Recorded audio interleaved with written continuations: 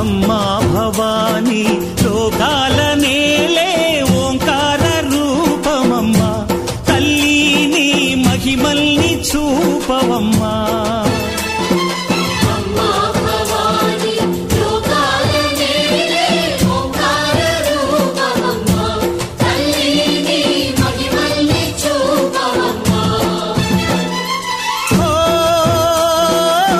సృష్టికే దీపమా, శక్తికే మూలమా, సింహరథమే నీదమ్మా.